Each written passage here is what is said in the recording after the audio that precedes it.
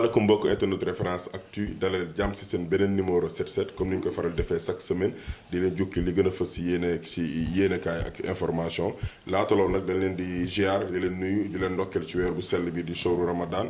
di leen bàyyi ak sama confrère Cissokho mu nuyu ak yéen.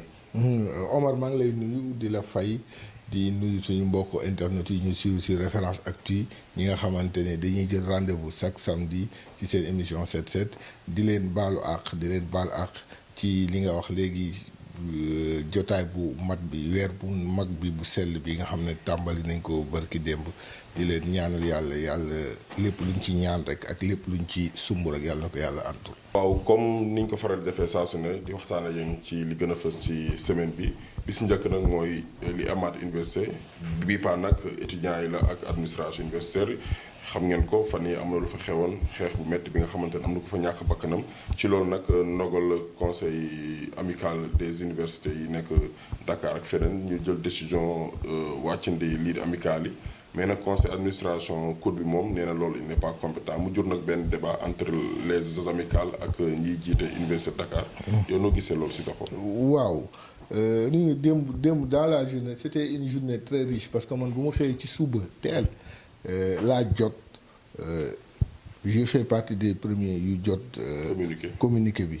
mooy communiqué bu génnee du sax communiqué mais mooy compte rendu réunion bi. lañ ci ñu jot ko. si compte rendu réunion bi assemblée comité restreinte de l'assemblée de l'université parce que assemblée de l'université normalement étudiants yi am nañ fa place. dañ fa siéger waa cour dañuy siéger enseignants yi dañuy mais bi pas dañu wax comité restreint c'est-à-dire c'était une sorte de d'écarter les étudiants donc bokkuñu ci comité restreint boobu noonu léegi ñoom ñoo daje jël ay dogal ci ndogal yooyu noonu je pense que ni ça a été dafa xaw a disproportionné c'est-à-dire man c'est vrai que day am xeexoo ci amicales yi. c'est vrai que war nañ xalaat à la réforme des amicales. mais comment peut-on faire ça ci temple du savoir ñu écarter les étudiants. pour man ça c'est disproportionné en plus coow bi fi amoon bi indi coow le non benn amical yoonu amical nekk ci ñan lañ cité wax nga ko léegi du Kekendo ak Ndefleng c'est pas des amicales. bu ñu waxantee dëgg Omar ñooñu duñu amical wala dañu am amical te yëguma ko. ah peut-être aussi ñi si gën a fas si biir foofu. non ñooñu du amical même bu ñu bokkee amical. du ñëwuñu fa ak responsabilité amicale. amicale yi seen yoon nekkul ci coow boobu. ñu bugg leen tëj. beneen bi gën a paradoxal en cette période bi nga xamante am na ay étudiants yuy jàng am na ñuy préparer examen xam ne ni mu metti ak corps déjà corps à l'université très difficile laaj leen ñu ko dund man dund naa ko mais c'est extrêmement difficile nga ne booy nañ tëj campus bi mais pourquoi ñu koy tëj.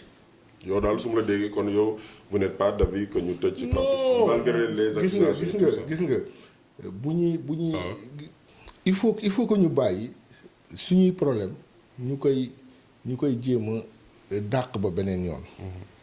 pour man bu ñu bëggee régler le problème à l'université di écarter les étudiants parce que bu ñu fàttee ce qui se fait sans moi se fait contre moi. mais tamit bul négliger ci ñàkk bakkanam aussi ci jàmmaarloog amical yi la ñàkk bakkanam est-ce que tey jii nii ñi njiite université Dakar sukkandiwuñ ci lool ngir mën a wàcc ni ngi activité amicale yi. je vais le dire boo xam ne peut-être mën na nekk confidence mais ñu bëri xam nañ ko. am na ñuy liggéey université ci administration yi nekk université la ñuy loger. université moi je connais.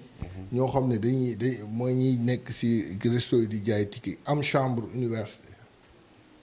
je connais des gens des agents du COUD j'ai connu des agents du COUD agents au rectorat yu dëkk université. c'est la faute à qui? damay demande c'est la faute à le gars dama koy ñaanal yàlla na ko yàlla kii nee na depuis 2015 inscrirul université mais il peut être étudiant dans une autre institution. buñ ko fàtte de inscrire l'université de Dakar la ñuy wax mais am na ay travailleurs yuy liggéey foofu yu dëkk université am chambre am na chambre yi ñi koy joxe les responsables c'est pas les étudiants dañ leen di jox seen code seen part mais am na kenn koo xam ne moom lañ dénk mu séddale loolu am na ñooñu c'est que la responsabilité elle est graduelle mais elle est collective ne ko ku nekk jël. kon yow daal d'accord ñu activité amicale ba jëm jamono. non gis nga activité amicale yi démb am na ku may waxtaanal ma ne ko lii buñ ko dëggalee ci université dina tàng lool ci koor gi xaw ma nag booy nu ñuy defee front ak koor. démb gis nga du tu as vu le jeudi comment ça s'est passé le soir mais booy dañu war loolu prémisse la prémisse la xam nga amical yi c'est un lieu d'expression c'est benn lieu la boo xam ne les étudiants fa la ñuy jàngee à faire de la politique qu'on se dise la vérité gis nga le professeur Aliou Sow il a été président d'amicale Macky Sall mii Maître El Hadj Diouf fa lañ commencé fa lañ jàngee ci amicale yi ils ont été repérés dans les amicales jël leen dugal leen ci parti politique yi man ce que je dis je vais me répéter il faut que qu'on s'assoie avec les étudiants qu'on cherche à trouver des solutions viables yoo xamante ni ñoom nañ ci gisee Omar dama lay laaj rek benn question bu kii Omar ma toog fii man ak suñu technicien bi ñuy bëgg a décider quelque chose te concernant ñu ne la yow dama toog fee ba ñu waxtaan après ñu ñëw te yow ëpp ñu la xel kii wuñu qu'est-ce que tu vas dire pour moi sans moi et contre moi mais man damay marcher la langue pour dire juste que tey li yëngal yëpp c'est pour xeex violence man moom je suis d'avis que amicale waruñu ko suspendre parce que dafa bokk ci vie estudiantine mais aussi il faut que ñu xoolaat université joxaat ko gëddam mu nekk un temple du savoir mais ces dernières semaines gis na et ces dernières années gis nañ l'université a pris une autre tournure temple de la violence et cetera gis nga Omar dama lay rajouter foofu gis nga tant que gis nga université Saint-Louis léegi depuis quelques années da nga koy gis mu am les mêmes comportements que l'université de Dakar parce que dañu dindi l'aspect université d'élite def ko une université populaire dama lay wax ñëpp waroon ñu dem université loolu mooy dëgg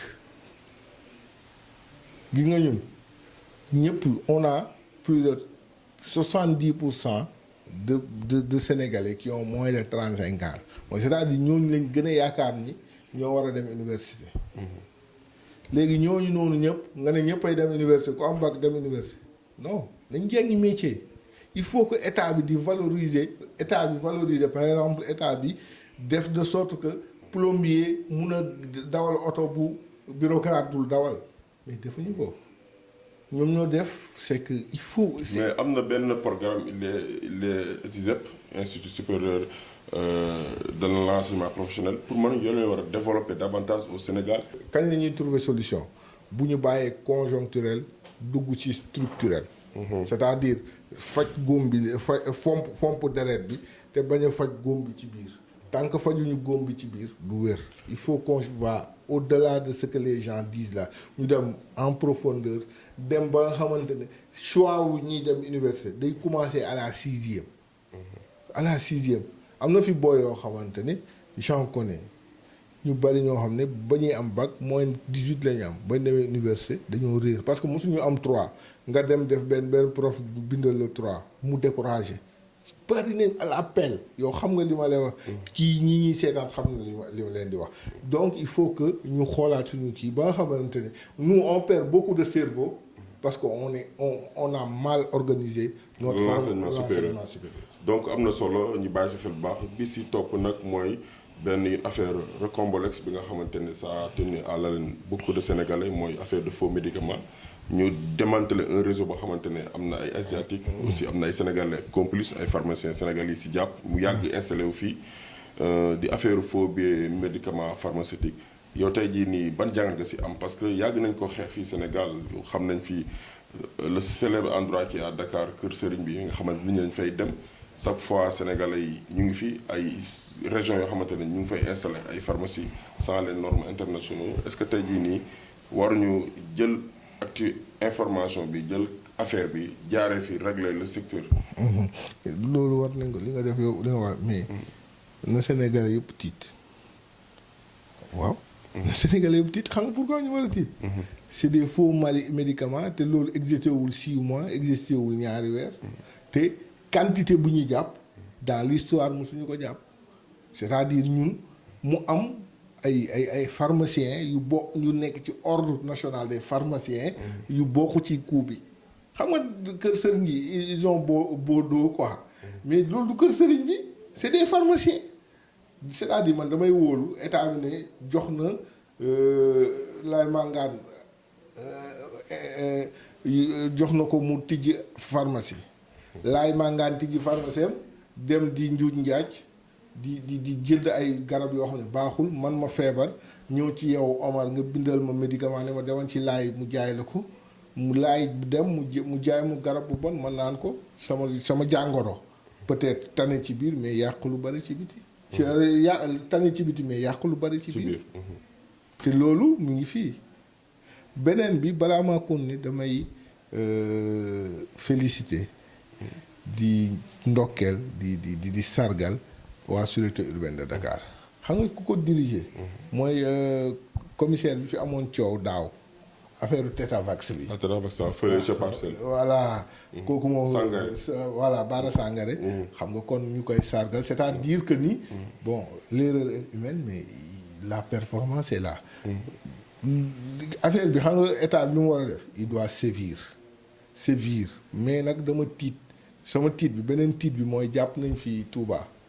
camion garab. ñuy tëj waa ji. Diallo jugé guñ ko. Diallo mu di am grâce présidentielle. léegi man bu ma gisaatee lii est-ce que tiitaange boobu noonu du ñëwaat est-ce que doute boobu noonu du des sama xel. xam nga li nga wax nii. loolu moo war a am. il faut que ñu régler le secteur. à partir de cette affaire il faut que ñu mais aussi il faut que. léegi suñuy garab ñu koy defaral suñu bopp warul ba fii amoon nañ fi benn firme bu nekkoon fii bu mag mun naa ko citer Pfizer tëj na Pfizer Afrique de l'Ouest Sénégal la nekkoon tëj na Médis gis nga ñaata at liggéey paracétamol amul parce que seen employé si dañ doon demande waaw ñi ngi gis ni affaire boobu noonu chloroquine moo bokk na ci li doon faj kii ñoom dañ ko doon defar entreprise yooyu ñooñu c'est paradoxe c'est vrai que am na beneen xawma seen pharma bu tijji mais gisaguñ ko mu li gën a dal xel daal comme bu ñuy importer yii nii da ciy duggaale te ñoo defaral suñu bopp il faut que ñu teg mooy li ma la wax nañ bàyyi conjoncturel dugg ci structurel kenn du ne Sénégal amul ay boroom ay doom yu am xam-xam yu mën a defar ay garab Omar xam naa ci te ñi ma xam ak ñi nga xam duñu benn. te aussi beneen point ñu ngi naan tey jii suñu tradipraticiens yi bëri nañ Sénégal macha allah. ñu yëngu si wàllum fajum olof. yàgg nañu wax Sénégal nan lañu war a mën a boole ñooñu seen xam-xam ak ñi nga xamante ne jàng nañ si système occidental bi ñu conjugué yooyu jéem a produire loo xamante ne day baax Sénégal si yàlla saa su ne ñu ngi koy wax nag période Covid 19 bi wax nañ ci nit ñi woote nañ ci rajo wax ci sax ne xalaat mais ba léegi gisaguñu état am ci benn dox boo xamante ne day fédéré ñaari secteurs yooyu parce que tamit tradipraticiens yi Sénégal yi bëri de plus en plus ñu ngi bàyyi si système bee dem di seeti tradipraticiens. xam nga loolu choix la te choix. kii ñi ñu jiital ñoom ñoo koy def. mais pour man war nañ leen bàyyi xel. ñi nga wax noonu mooy tradipraticiens yi mais encadrer leen il faut qu'on structure suñu secteur yëpp. xam nga dafa am benn homme politique buy faral di wax temps yi mooy di faral le mot laa koy àbb tuuti muy docteur Abdourahmane Diouf. ñun suñu dëkk daa bëri ay angle mort c'est-à-dire ñun boo jëlee économie ñuy doxal économie bi nekkuñu ci bureau yi Sénégal amul 1 million de amul 700 000 kii contrat de travail ban foog privé public la amuñu plus de 700 000 contrats de travail ñan ñoo léegi ñeneen ñu bokkul foofu ñu ngi ci informel ñaata lañ on est combien te nee nañ la population active sénégalaise tourne autour de 7 à 8 millions kon ñaata la bu nekkee 8 millions c'est-à-dire 7 millions 300 ñu ngi ci informel bi. léegi pourtant pour avantage yi ngay dégg grève yi ngay dégg yëpp ci 700 000 la coow bu fi am yëpp ci 700 000 léegi année la il faut que ñu dindi loolu praticiens yooyu dañu bokk suñu angle mort. ñaata nit ngay ñëw ñu jox la benn garab xoojal la nga naan mu ci pourquoi mënuñu ko développer. am na ay jeunes pharmaciens yoo xamante ne seeni thèse de doctorat ci loolu lañ ko def. te pourtant université lañ jàngee. mu ngi fi rangé à l'université. voilà ñu koy tëj ci terroir yi. boo demee Kër Massar gis nga boo demee Kër Massar ba yegg croisement Tivaouane Peulh. noonu fii 59 bi di jàddee. am na hôpital traditionnel de Kër Massar. léegi hôpital boobu dañ koy bàyyi muy délabré. yooyu yëpp mi ngi fi. ñu koy bàyyi il faut qu'on structure le secteur. comme nu ñu waree structurer tous les secteurs. mais secteur santé bi. nga xamante ak ramification yu mu am traditionnel médicament parce que it di faj jàngoro ba jëlee fa jàngoro bi gën a rëy jàngoro bi nga doon faj musiba la loolu ñu ci bàyyi xel ñu wax ci beneen point muy l'affaire Boubacar Seye bi nga xamante ne Horizon Sans Frontières moo leen représenté fii ci Sénégal moom tamit gannaaw ba ñu ko jàppee ba ñu bàyyi ko ak taw bi mu amoon ci hôpital bi fan yi président de la République recevoir na fi premier ministre espagnol di waxtaan ci cas bi ak journaliste bi. d'ailleurs mu wax ci loo xamante ne Boubacar Seye après weewee dina ko nee na musul envoyé lettre au président Macky Sall ci jaxasoo boobu ñoom ñaar dafa mel seen feuilleton bi jeexagul. benn tey moom dafa mel ni tiitaange laay yendoo. laay wax ak sama gaañ yi. wallahi jar naa tiit le président de la République ñi ànd ak moom boo ko waxee boo leen waxee da xam nga lu lay wax. non président xam na ko il est la personne la plus informée du pays loolu lañ lay wax. ça c'était une boutade. ñoom xam nga loolu lañ ñuy wax ñoom ñooy wax loolu. mais attends yow wax nga fi léegi am na fi kuñ fi jàppoon pour trafic de faux médicaments ñu gracier ko grâce présidentielle président ñu laaj ko mu ne yëgu ko grâce présidentielle je dis ñu ne ko yëgu ko. kooku moo war a signer suñu décret c'est-à-dire grâce présidentielle bu ñu fàttee décret la. ku muy gracier dina xool penam. décret la c'est vrai que am na ay services yu si liggéey mais décret la moo koy signer en dernier lieu. affaire bi am na processus bu muy jaar ba mais décret la. moom moo koy signer c'est-à-dire moi je me dis que donc bu nekkee nit mun na loolu. nit mënul signer le président de la République autre chose boo xam ne arrangé wul Sénégalais mun na ça peut se faire léegi le président de la République il dit ouvertement dafa ñaaw ouvertement devant la presse nationale et internationale que monsieur Boubacar Seye bind na ma lettre Boubacar Seye ñëw ne président il est mal informé mosuma ko bind lettre kon y a problème président Macky Sall c'est le président de 17 millions de Sénégalais. ñu jox ko les moyens bu ñu joxul kenn au Sénégal ñu jël ñun ñëpp ne ko yow boo bu nekkee sax ñun lu ñuy dundee suñu biir kër doy la ñëw am nga droit nga am loo jëfandikoo ñëw seet ñu suñu biir kër lu ñuy dundee ndax wóor na am wóoru mais kooku moo ne diw bind na ma lettre diw ne musuma ko bind lettre y a problème de. y a problème de léegi nag lan lay tijji damay bàyyi ñu kii mais daal man je voudrais bien avoir un président de la République un chef de l'État xam nga un chef grand xam nga yow yaay sama chef boo jiitoo ma nekk sa ginnaaw damay daal sama xel parce que da nga xam ne Omar du bàyyi dara romb ko ñëw rey ma parce que yaay sama chef loolu la c'est le chef de l'État sama chef sama président de la République il est si défaillant que ça. sama président de la République sama chef de l'État il est si faible que ça dama tiit.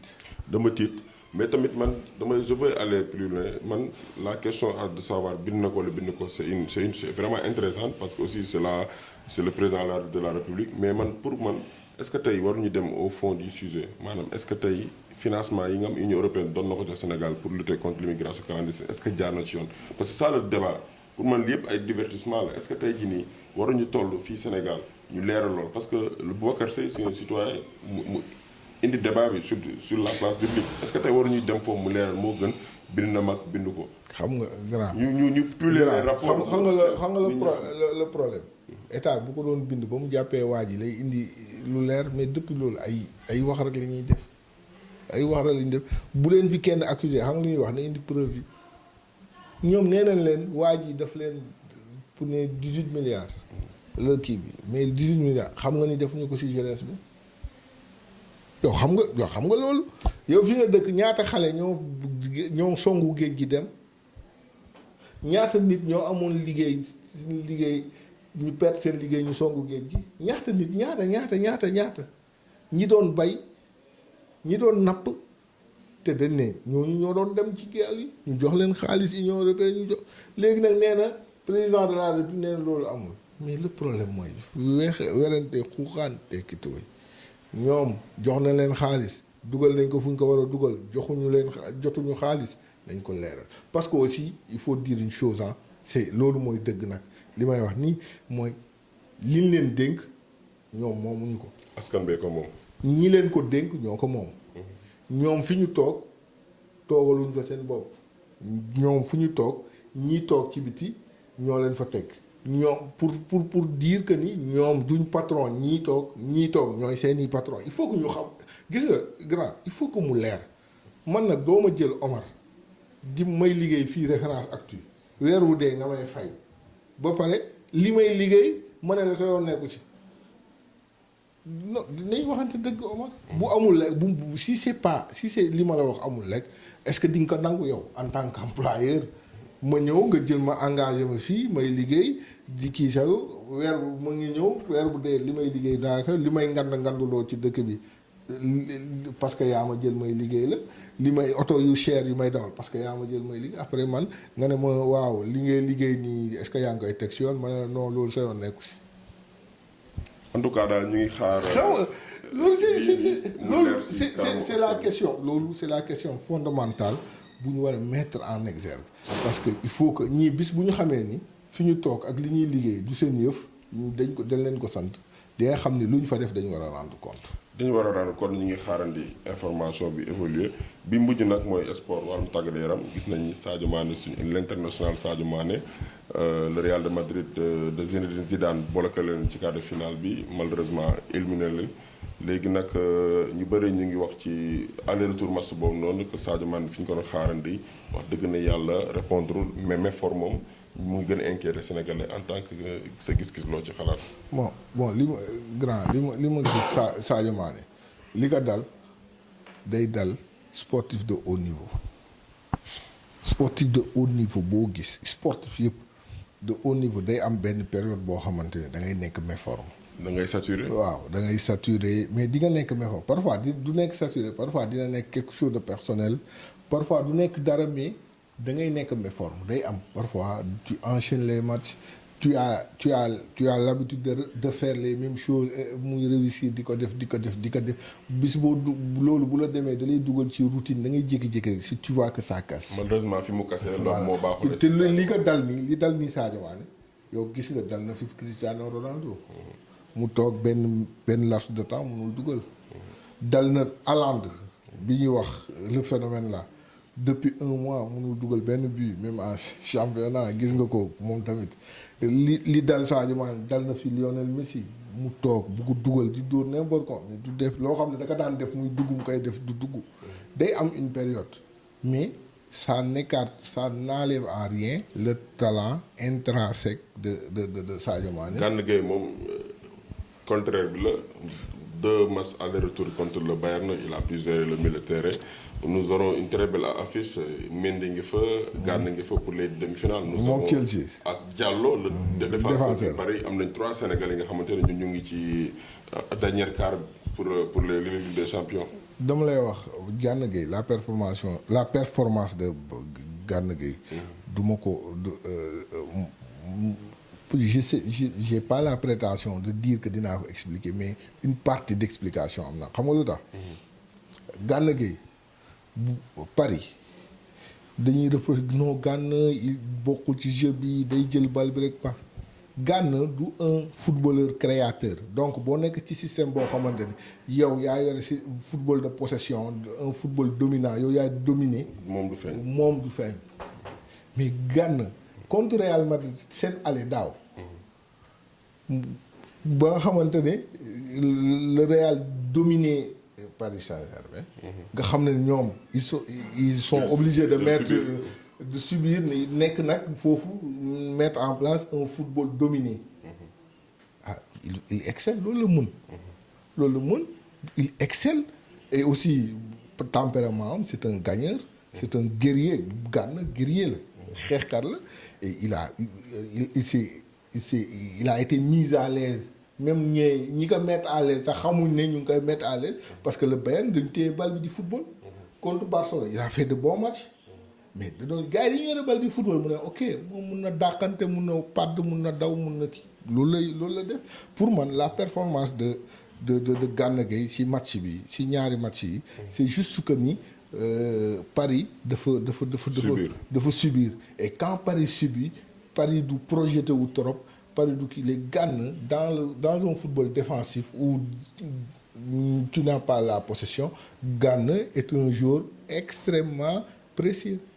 Il est un joueur extrêmement précieux ñu ngi xaarandi gaynde aussi wanewaat beneen performance ci demi-finale bi xam naa li leen indiloon seen émission 7-7 mu bàyyi la nga tàggatoo. waaw Omar di am plaisir di toog ak yow ci émission 7-7. di am plaisir di toog ak suñu technicien bu mag bi di am plaisir surtout di wax ak suñu mbokk internet yi nga xam ne ñu ngi suivre depuis lors ci 7-7 di leen dig daje semaine bii di ñëw ci beneen numéro. jërë ngeen jëf comme ni ma ko waxee jërë dig daje beneen numéro ak beneen 7-7 ñu leen di ñaanal jàmm ak salaam ak kooru jàmm jërë ngeen jëf.